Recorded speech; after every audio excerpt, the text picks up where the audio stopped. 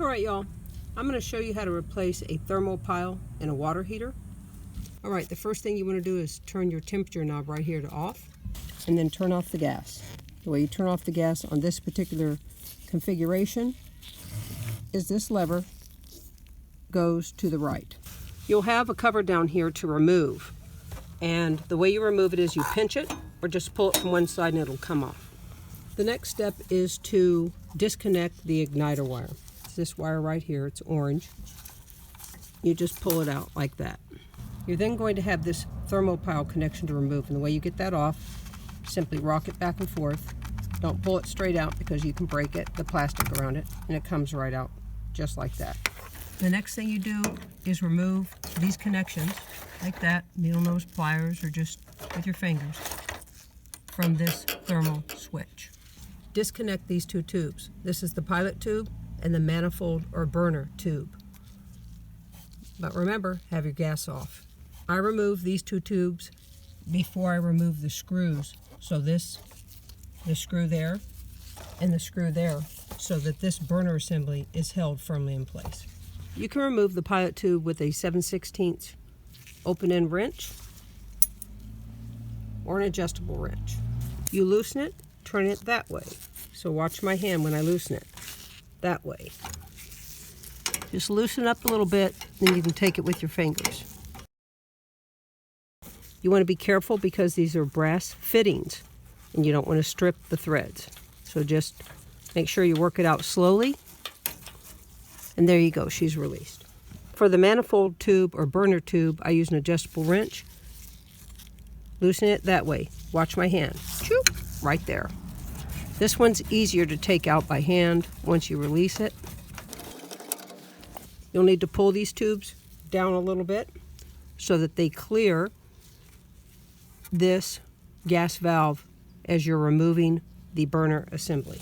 So pull these tubes down a little bit. You don't want to bend them more than you have to because you'll have to reattach them. And so you don't want to move them from their configuration unless you have to. So you pull this toward you. This one comes down and toward you. They have to clear this gas valve. Otherwise, when you're removing the burner assembly, it'll hit up on this gas valve. There are two screws on either side of this burner assembly. Right there and right there. I use a 1/4-inch drive to remove those. A little bit at a time on each side.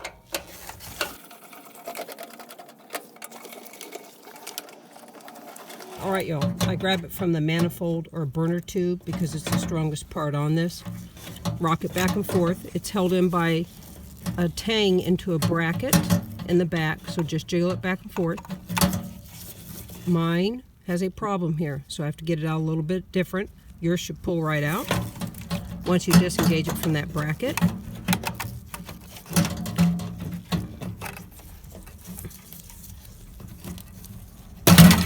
And then she pops right out. All right, ladies and gentlemen, this is the burner assembly. Right here is the pilot assembly, which is part of the burner assembly. That's your thermopile right there. That's your pilot. This little guy right there, that's your igniter. You want to make sure you don't break the porcelain around this igniter. If you do, you'll have to get a new one. There's a clip right there that needs to be removed that holds this block in. To remove the clip, use a screwdriver to pry it up. Like that. If you get to a point where you can't pry it up anymore, put another screwdriver under it. She comes right off. This block right here comes out by pushing it from the opposite side behind here. Just push it straight out.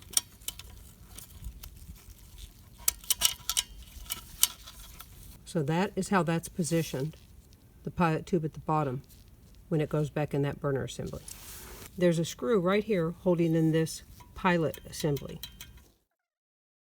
The pilot assembly then goes forward like that, and you carefully work out these wires and the pilot tube. Now you want to feed these wires this way and this tube this way. Just take your time. You don't want to bend that pilot tube, so be careful bringing that through.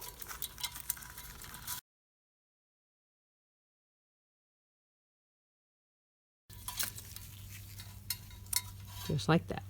What I like to do when I'm working on gas lines, if they're going to be open for any amount of time, I put little pieces of paper towel to keep anything from falling in. Alright y'all, the goal is to get this little beast out. The way you do that is there's a clip right here. You've got to disengage and pull up. And the best way I've found to do that is turn it to the back of it. And you see that right there? Go right in here and bring that clip up. There you go.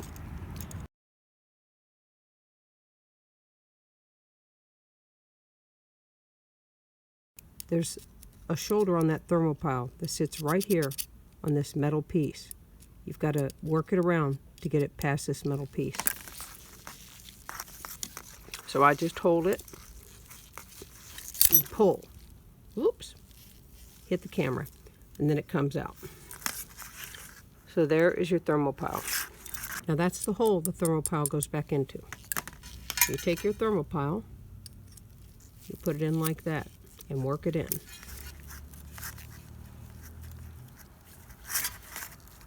There you go. Now she's in. Since you're this far into it, into this pilot assembly, it's a good idea to use some compressed air in this pilot tube and blow out the pilot, because the orifice can get plugged with carbon and debris, little things that float around there. It's also a good idea to take a little bit of sandpaper, fine sandpaper like that, and clean the tip of this igniter, keeping in mind you do not want to break that porcelain. Now we're ready to put the pilot assembly back in the burner assembly, and I'll show you how to do that. It's just the opposite of what you did to take it out. You simply fish the wires through and the pilot tube.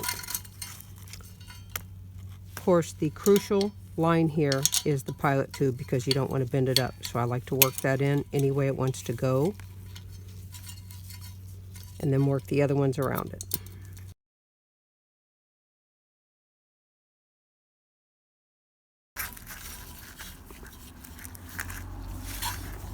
So now they're fished through. You want to make sure these insulative jackets are up here against the igniter and the thermopile. Then you fish little wires through right there first, and then the pilot tube. And that sets right in place there. You take your trusty screw. That's how the pilot assembly looks when it's back in the burner assembly. Alrighty, now we're going to put the block back in this square hole. The block fits in just like that. You want to make sure these wires and the tube are in the position they came out in. So here you go. You have the pilot tube, the igniter wire next in order, and then the two thermopile wires. You take half your block,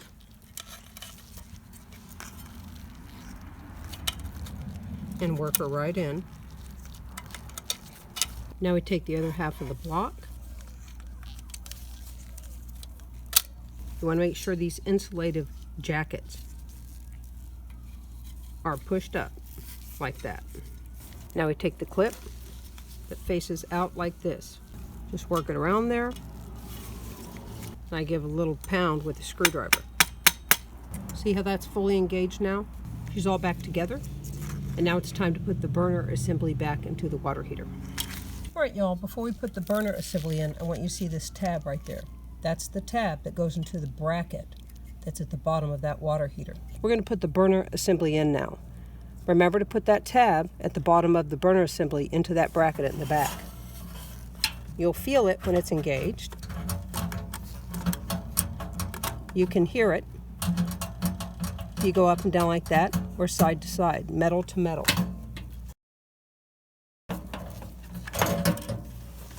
I use an ice pick right here to locate the holes because I cannot see them. I know I'm lined up because the ice pick's going through. You don't want to tighten that screw before you engage this other screw.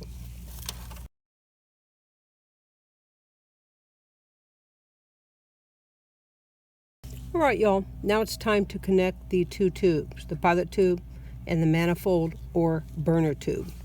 So you just want to place it in there. You have to position as best you can. It's got to be square to those holes in order for these fittings to engage.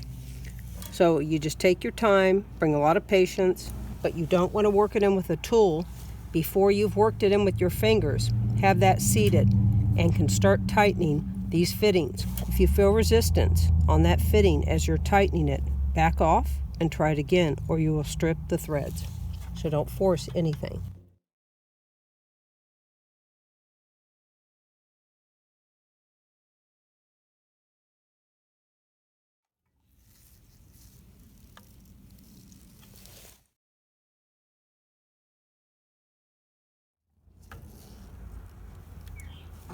All right, now we're going to plug the wires back into the thermal switch.